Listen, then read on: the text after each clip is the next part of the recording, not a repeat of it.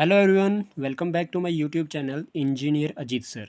तो आज आप सबका फिर से स्वागत है आपके अपने YouTube channel engineer Ajit sir पे, जहाँ पे मैंने आप लोगों के साथ मैथमेटिक्स के बारे में डिस्कस करता रहता हूँ।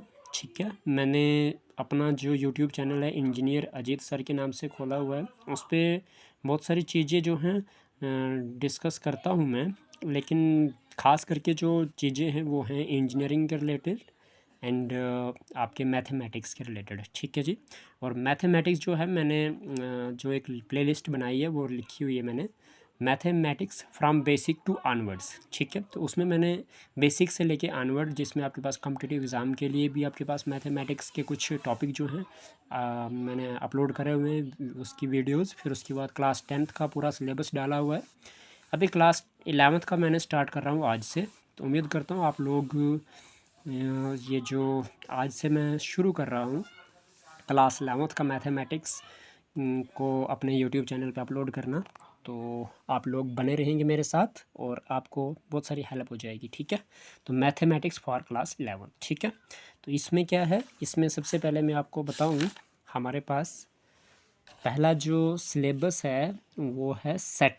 ठीक है, complex numbers, quadratics, sequences and series, trigonometry, relations and functions, linear inequations, mathematical induction. Okay जी। फिर उसके बाद आपके पास प्रोबेबिलिटी आता है, straight line, circles, conic section, three dimensional geometry, limits and derivatives, permutation, combination, binomial theorem, statistics. ठीक है जी। मैं आपको बता दूं कि हमारे पास जो ये था आपका कुछ सिलेबस, लेकिन जो 11th का पूरा का पूरे 11th का जो मैथमेटिक्स है उसमें जो आपके पास चैप्टर हैं वो कौन कौन से पढ़ने जा रहे हैं, वो हैं आपके sets, relations and functions, trigonometric functions, principle of mathematical induction, complex numbers and quadratic equation, linear inequalities, permutations and combinations, binomial theorem, sequences and series, straight lines, conic sections, introduction to three dimensional geometry, limits and derivatives, mathematical reasoning, statistics, probability. ठीक है जी। इनमें से आपने कुछ नाम पहले भी पढ़े होंगे क्लास 10 तक। ठीक है, जो आपके पास 16 चैप्टर हैं, तो स्टैटिस्टिक्स आपका हो गया, प्रोबेबिलिटी हो गई, स्ट्रेट लाइंस, और फिर उसके बाद लीनियर इनइक्वालिटीज़ आपने पढ़ा है, क्वाड्रेटिक इक्वेशंस आपने पढ़ी हैं, फिर आपने ट्रिग्नोमेट्री के बारे में पढ़ा हुआ है। अब सेट्स क्या है इसके बारे में डिस्कस करेंगे हम, पहला चैप्टर है हमारे पास, तो आओ सेट्स के बारे में स्टडी करते हैं। ठीक है जी। तो चैप्टर नंबर 1 है हमारा सेट्स। ठीक है, तो सेट क्या होता है? सेट सबसे पहले एक well defined collection of objects होता है। आप बता सकते हैं कि a set is a well defined collection of objects. Okay, जब आपके पास वेल डिफाइंड कलेक्शन होती है ऑब्जेक्ट्स की, उसी को आप सेट कहते हैं। ठीक है, अब वेल डिफाइंड का मीन्स क्या होता है कि जिसमें आपको पूरा पता हो कि वो चीज़, जिस चीज़ के बारे में आपको पता हो कि आप किसी चीज़ का ग्रुप है और उस ग्रुप के बारे में अगर आप किसी को बता रहे हो तो आपको पूरा जानकारी है, अगर इन्फॉर्मेशन है उसके बारे में, तो तभी जब आप उसको बोलोगे कि well defined collection of objects is known as set. Okay, तो सेट क्या होता है? सेट आपको मैंने बता दिया कि वेल डिफाइंड जो कलेक्शन होगी ऑब्जेक्ट्स की, उसी को आप सेट कहेंगे। या फिर आपको मैं कहूँ कि ऐसे है कि मैं बता दूँ, एक डेफिनेशन बताता हूँ मैं, मतलब एक एग्जांपल देता हूँ सेट की। वो ये है कि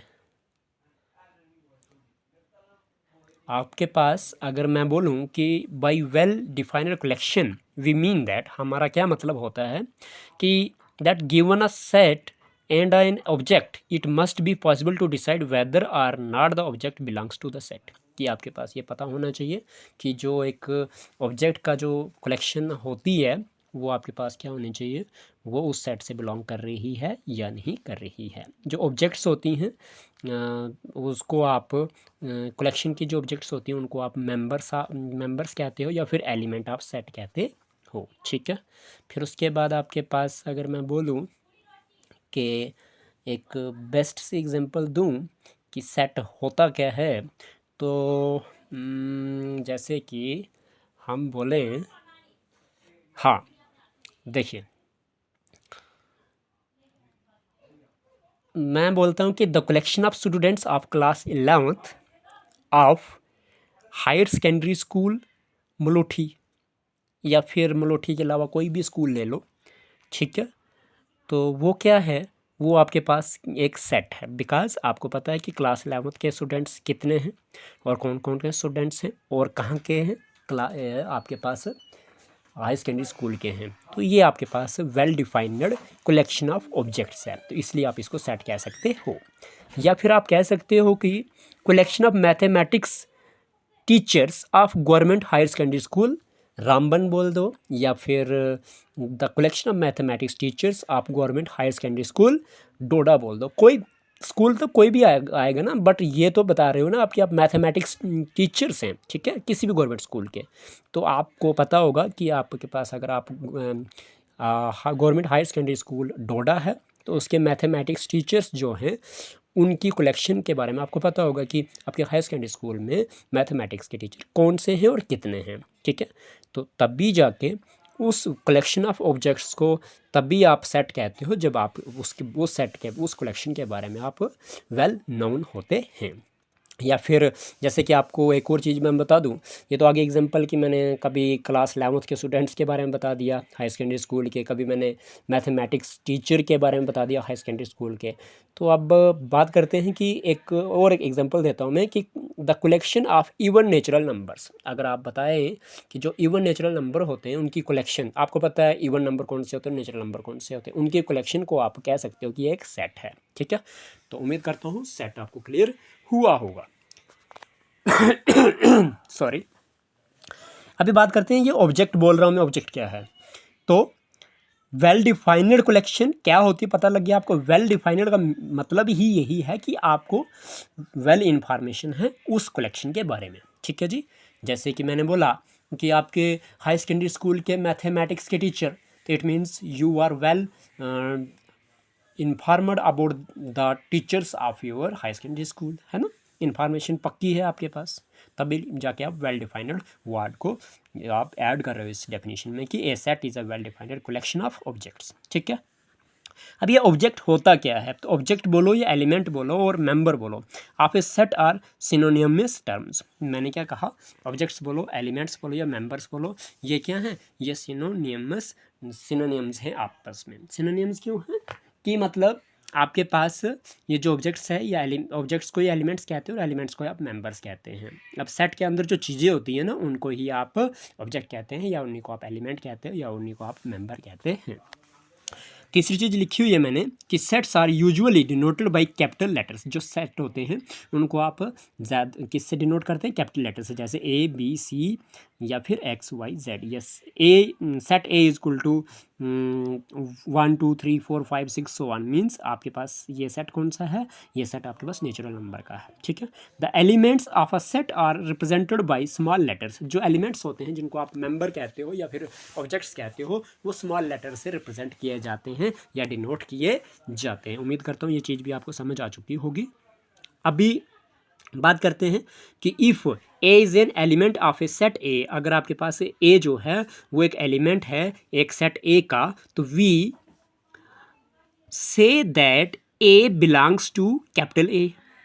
द ग्रीक सिंबल एप्सिलन, इसको एप्सिलन कहते हैं, सी बना के आप इसको बीच में से कट कर लीजिए, ई टाइप लगेगा लेकिन ई नहीं है, वो सी एप्सिलन है।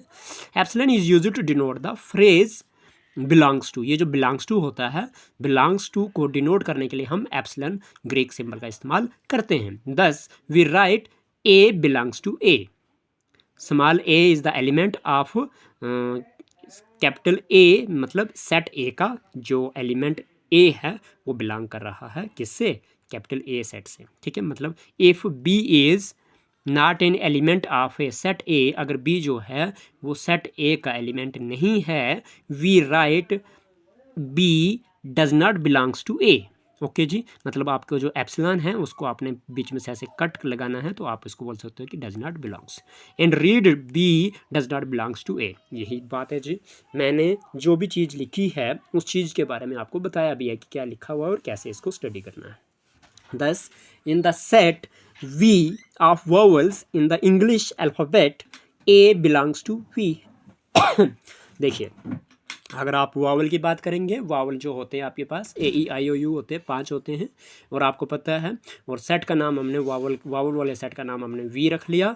कैपिटल वी जो है वो वावल के सेट का नाम है और उसमें ए जो है वो मतलब ए आता है, तो इसलिए आप ए बिलोंग्स टू वी लिख सकते हैं। But b does not belongs to V. क्यों नहीं? बी जो है वो वावल नहीं है, इसलिए वो वावल के सेट में नहीं आएगा। सॉरी, तबीयत खराब है थोड़ी सी। In the set P of prime factors of 30, आपको पता है कि जो प्राइम फैक्टर ऑफ 30 होंगे उसके उस सेट का नाम आप कैपिटल P से रखेंगे और आप बोलोगे कि 3 बिलोंग्स टू P। 3 जो है वो बिलोंग करता है P से। क्यों? क्योंकि आपके पास अगर आप 30 के फैक्टर निकालेंगे तो आपके पास प्राइम फैक्टर निकालेंगे तो 3 जो है वो प्राइम नंबर है और 3 10 30 होता है। But 15 does not belongs to P। Okay okay बेटा, ओके जाओ, आप जाओ, मम्मा बुला रहे हैं, ठीक है, बाय बाय बाय। तो आपके पास P जो 15 है वो does not belongs to P। जो 15 है वो P से बिलोंग नहीं करता। क्यों? क्योंकि P जो है वो 30 के प्राइम फैक्टर है। आई एम सॉरी, ठीक है। तो और 15 जो है वो प्राइम फैक्टर होता नहीं। 15 टू 30 फैक्टर तो है 15 30 का, लेकिन वो प्राइम फैक्टर नहीं है, इसलिए 15 does not belongs to P। Okay जी, याद उम्मीद करता हूँ आपको यहाँ तक समझ आ चुकी होगी। अभी बात करते हैं, there are 2 methods of representing a set. एक सेट को रिप्रेजेंट करने के लिए 2 मेथड है आपके पास। कितने मेथड हैं? 2 मेथड है। अब कौन कौन सा है? पहला है रोस्टर और टेबुलर फॉर्म, दूसरा है सेट बिल्डर फॉर्म। याद रखें, there are 2 methods of representing a set, roster और tabular form, set builder form. अब रोस्टर और टेबुलर फॉर्म क्या होती है उसके बारे में स्टडी करते हैं, ठीक है। In roster form all the elements of a set are listed. जो आपके पास रोस्टर फॉर्म होती है उसमें एक सेट के जो सारे एलिमेंट्स होते हैं उनको लिस्ट में मतलब लाया जाता है, यानी कि सूची बनाई जाती है। जो एलिमेंट्स होते हैं are being separated by commas. जो एलिमेंट्स होते हैं उनको कामा के साथ अलग किया जाता है। And are enclosed with braces, और करली ब्रेसेस के साथ उनको एनक्लोज किया जाता है। तो ये आपके पास कहीं ना कहीं रोस्टर फॉर्म या फिर टेबुलर फॉर्म की खासियत है, प्रॉपर्टी है, ठीक है। एग्जाम्पल देखिए, the set of all natural numbers. अगर आपको बोला जाए कि the set of all natural numbers है तो इसका आपने विच डिवाइड 42 इज क्या हो जाएगा? देखिए, ब्रेसेस से एनक्लोज करना है, मतलब बंद रखना आपने, तो करली ब्रैकेट आपने स्टार्ट कर ली और नेचुरल नंबर आपने वो लिखने हैं जो 42 को डिवाइड करते हैं। मीन्स 1 से भी डिवाइड होता है 42, 2 से भी होता है, 3 से भी होता है। आपको पता है 142 jar 42, 2 21 jar 42, 3 3 14 jar 42, 6 7 jar 42, 7 6 jar 42, 14 2 jar 42, 21 2 jar 14 3 jar 42 होता है और 21 2 जार 42 होता है और 42 1 जार 42 होता है। तो these are the natural numbers which divide 42। तो ये क्या है? आपने क्या किया, एक तो करली ब्रैकेट स्टार्ट करी और करली ब्रैकेट से क्लोज किया। दूसरी चीज़ ये कि आपने एलिमेंट्स को क्या किया, लिस्ट बनाई, और तीसरी चीज़ आपने क्या करी, एलिमेंट्स को आपने सेपरेट करा कामा के साथ, ठीक है जी। ओके, उम्मीद करता हूँ ये चीज़ समझ आ चुकी होगी। अगर जिस किसी को समझ नहीं आई है तो वो वीडियो को पॉज करके और बैक करके, ठीक है, फिर से देख सकता है, तो आराम से समझ आ जाएगी। नोट ये है कि in roster form the order in which the elements are listed is immaterial. Immaterial means क्या होता है कि आप आगे से पीछे, पीछे से आगे इनको लिख सकते हैं, कोई मतलब फिक्स आर्डर नहीं रहता इनका। जैसे कि ऊपर आपके पास जो 1 2 3 6 7 14 21 42 लिखा था आपने, जो सेट था सभी नेचुरल नंबर्स का जो नंबर डिवाइड करते हैं 42 को, आप इसको इस तरह से भी लिख सकते हैं कि 1 के बाद 2 लिखा था उधर, आप 3 भी लिख सकते हैं, 7 21 2 6 14 42।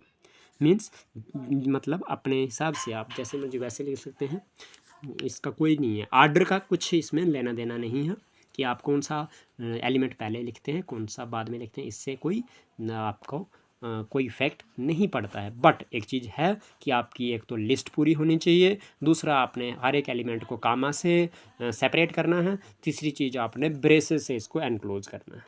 ठीक है। नोट एक और है कि it may be noted that while writing the set in roster form in element is not generally repeated. क्या कहता है कि एक चीज़ आपने बहुत ज़रूरी आपके दिमाग में रखनी है, आपने ध्यान में रखनी है। क्या ध्यान में रखना है कि आपके पास जो एलिमेंट होगा, एक एलिमेंट कभी भी रिपीट नहीं होता, नॉट जनरली रिपीटेड। ठीक है जी, एलिमेंट रिपीट नहीं होता इसमें। ठीक है, ये इसकी प्रॉपर्टी है। That is all the elements are taken at as distinct. Distinct means अलग अलग लिए जाते हैं एलिमेंट्स, उनको रिपीट नहीं किया जाता है। ठीक है, उम्मीद करता हूँ आपको सेट की जो प्रॉपर्टीज़ हैं और कहीं ना कहीं जो आपका क्या बोलते हैं रोस्टर फॉर्म या फिर आप कह सकते हैं टेबुलर फॉर्म जो है, ये कंसेप्ट समझ आ चुका होगा। अभी एग्जांपल्स हैं, एग्जांपल्स के बारे में स्टडी करते हैं। Example 1, write the solution set of the equation x square plus x minus 2 is equal to 0 in roster form. Roster form में आपने लिखना है। ये एग्जाम्पल आपके मैथमेटिक्स से उठाइए मैंने। तो सोल्यूशन करेंगे x square plus x minus 2 is equal to 0। अब आपको पता है यहाँ पे जो आपका आपने 10th क्लास में करा होगा कि ऐसे जब ऐसा कोई क्वेश्चन आता है आपके पास तो आप इसको स्प्लिट टर्म मेथड से करते हैं। स्प्लिट टर्म मेथड जो है वो ये कहता है कि आपने जो आपकी इसको फर्स्ट टर्म कहते हैं, आप इसको आप सेकंड टर्म कहते हैं, इसको थर्ड टर्म कहते हैं।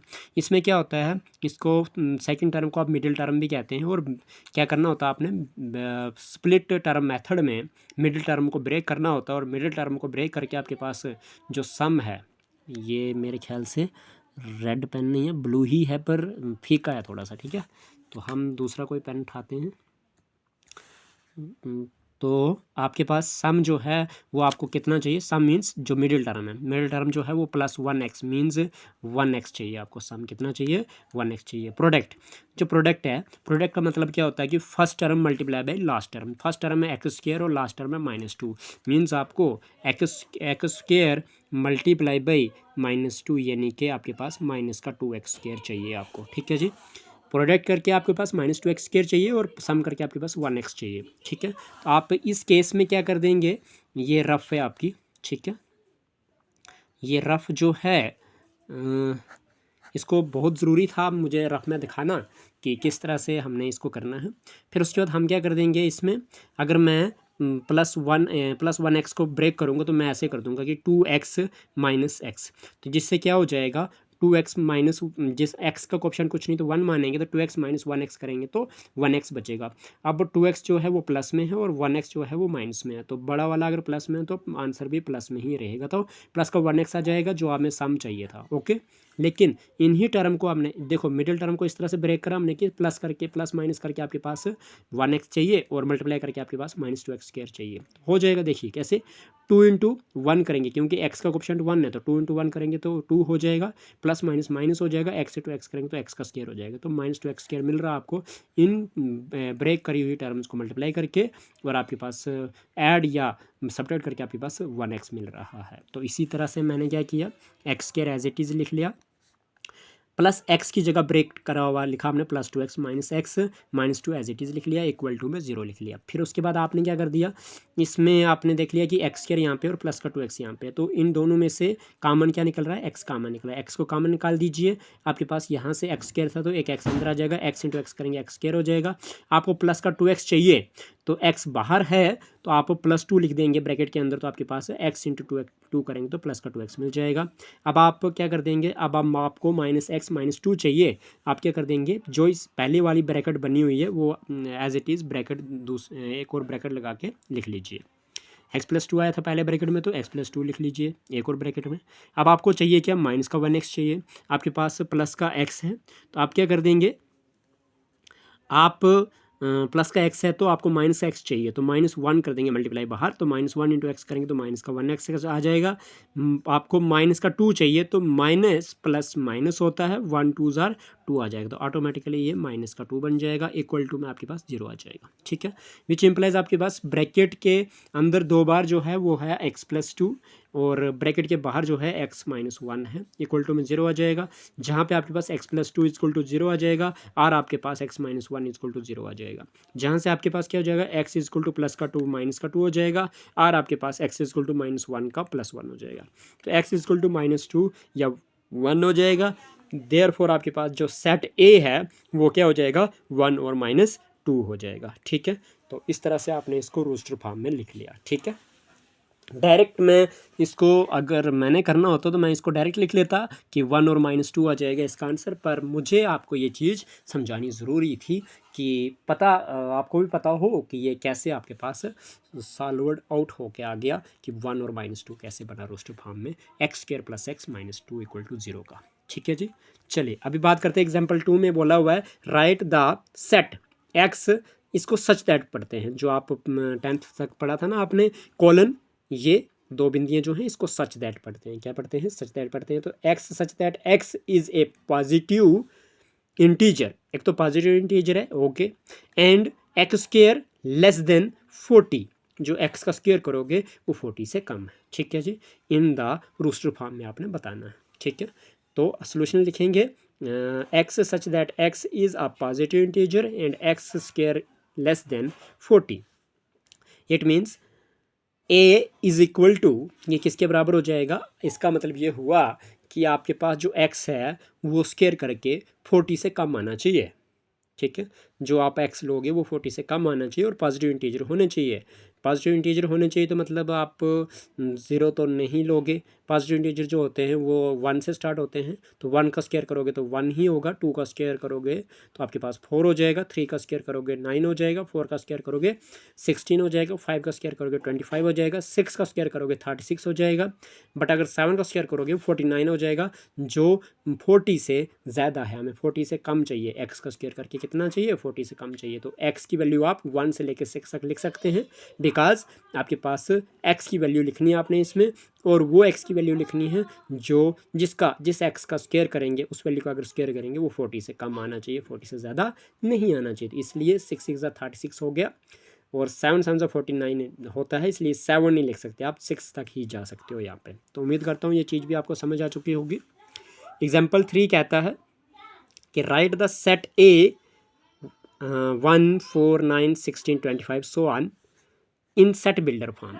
ये आपके पास मैंने सिर्फ आपको जो है रूस्टर फॉर्म में कैसे करना है वो बता दिया, अब सेट बिल्डर फॉर्म में कैसे कन्वर्ट करना है वो नहीं बताया। तो सेट बिल्डर फॉर्म में मैं आपको एक चीज़ बताता हूँ। सेट बिल्डर फॉर्म में हम क्या करते हैं, सेट बिल्डर फॉर्म में हम इस तरह से लिखते हैं। ठीक है, करली ब्रेसेस में ही एनक्लोज करना होता है और x सच दैट x लिखना होता है, और उसके बाद आप x सच दैट x भी लिख सकते हो, y सच दैट y भी लिख सकते हो। मतलब आप x जो वेरिएबल है a से लेके अल्फ़ाबेट जो है z तक आप लिख सकते हो कोई भी लेटर, बट x अगर a सच दैट a ले रहे हो तो सच दैट a ही आएगा, और आगे आप उसकी प्रॉपर्टी लिखोगे तो और एनक्लोज कर दोगे, मतलब इसमें प्रॉपर्टी लिखी जाती है और कुछ नहीं है। ठीक है, इतना सा फ़र्क है और कुछ नहीं है। मैं आपको अगर सेट बिल्डर फॉर्म के बारे में बता दूं तो सेट बिल्डर फॉर्म में आपके पास ये सेट बिल्डर फॉर्म यहाँ पे है, देख लीजिए। In this form we write 1 or more variables representing an arbitrary member of a set. This is followed by a statement or a property which must be satisfied by each member of the set. मैंने आपको पहले कह दिया कि आपके पास हम क्या करते हैं, सेट बिल्डर फॉर्म में वेरिएबल लिखते हैं और उनको क्या करते हैं, उसकी प्रॉपर्टी के साथ लिखते हैं। बेटा जाओ आप, बाय बाय, ठीक है ठीक है ठीक है। तो चलिए, आपके पास क्या हुआ कि हमने सेट बिल्डर फॉर्म में हमेशा क्या लिखा हुआ है, करली ब्रेसेस में लिखते हैं, करली ब्रेसेस में लिखते हैं हम, और वो फिर उसके बाद क्या करते हैं, करली ब्रेसेस में लिख के उनको प्रॉपर्टी उनके बारे में मतलब क्या प्रॉपर्टी है वो लिखते हैं। ठीक है, और वो जो प्रॉपर्टी होती है उस सेट के हर एक मेंबर को सेटिस्फाई करनी चाहिए। ओके, फिर उसके बाद आपके पास जैसे कि अगर मैं ये रूस्टर फार्म में आपके पास रूस्टर फार्म में अगर A is equal to curly braces start कर एनक्लोज करा हुआ और 1 से लेकर 9 तक लिखा हुआ है, तो आप इसको लिख सकते हो कि x such that x is a natural number less than 10। ठीक है, एक्स आपके पास एक जो रूस्टर फॉर्म में जो आपके पास सेट है वो एक ऐसा मतलब सेट है जो नेचुरल नंबर कहलाएगा और वो लेस देन 10 होगा, तो मतलब इसकी प्रॉपर्टी हो गई है। ठीक है, और इसमें सच दैट लिखा जाता है। तो उम्मीद करता हूँ ये समझ आ गई होगी आपको कि सेट बिल्डर फॉर्म में किस तरह से लिखा जाता है।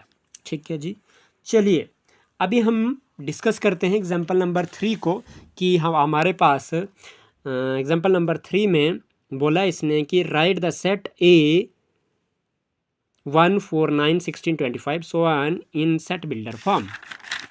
तो करते हैं सेट बिल्डर फॉर्म में कैसे करना है। ठीक है जी, A is equal to 1 4 9 16 25 in set builder form is equal to क्या हो जाएगा, x such that x is a square of natural number. देखिए नेचुरल नंबर का स्क्वायर है, सीधी सी बात है कि अगर आप 1 देखोगे तो 1 का स्क्वायर क्या होता है, 1 होता है। 1 के बाद नेचुरल नंबर कौन सा आ गया, 2, तो 2 का स्क्वायर क्या होता है, 4 होता है। 2 के बाद नेक्स्ट नेचुरल नंबर 3 है, 3 का स्क्वायर 9 होता है। 3 के बाद नेक्स्ट नेचुरल नंबर आपका 4 है, 4 का स्क्वायर 16 होता है। और 4 के बाद नेक्स्ट नेचुरल नंबर आपका 5 है और 5 का स्क्वायर 25 होता है और सो ऑन करा हुआ। तो मीन्स आप इस रूस्टर फॉर्म की सेट बिल्डर फॉर्म में कैसे प्रॉपर्टी बनाओगे, आप लिखोगे कि x such that x is a square of natural number. ठीक है जी, तो उम्मीद करता हूँ ये समझ आ चुकी होगी आपको। सॉरी देखिए ए इज इक्वल टू, आप इसको इस तरह से भी लिख सकते हैं कि x such that x is n square, वो जो n है वो where n belongs to capital N। Okay, चलिए एग्जाम्पल नंबर 4 है, write the set 1/2 2/3 3/4 4/5 set 5/6 6/7 in the set builder form. इसके बारे में आपने सेट बिल्डर फॉर्म में लिखना है। तो मैं आपको बता दूं कि ये जो आपके पास सेट दिया हुआ है रूस्टर फॉर्म में 1/2 2/3 3/4 4/5 5/6 6/7 सेट बिल्डर फॉर्म में कैसे लिखेंगे मैं आपको बताता हूँ कि अगर मैं इसको n मानता हूँ तो नीचे n+1 हो रहा है। n अगर 1 है तो नीचे क्या हो जाएगा, n आ गया 1 + 1 मतलब 2, 1 + 1 2 होता है। n अगर 2 है तो नीचे क्या होगा 2 + 1 यानी कि n+1 3 हो जाएगा। तो इस तरह से ये बनाया मैंने इसको बिल्डर फॉर्म में लिखा सेट बिल्डर फॉर्म में कि a is equal to x such that x is equal to n/n+1 where n is a natural number and जो आपके पास n है वो कहाँ से कहाँ तक लाई करता है, n जो है वो 1 से लेके 6 तक लाई करता है। Means 1 is less than equal to n less than equal to 6 means n जो है वो मोर देन इक्वल टू 1 के है। ठीक है, and less than equal to 6 के है। ठीक है जी, चलिए उसके बाद एग्जाम्पल नंबर 5 जो है फिर कंटिन्यू हम करेंगे आगे। थोड़ा सा किसी का फ़ोन आ गया बीच में तो उठाना पड़ेगा।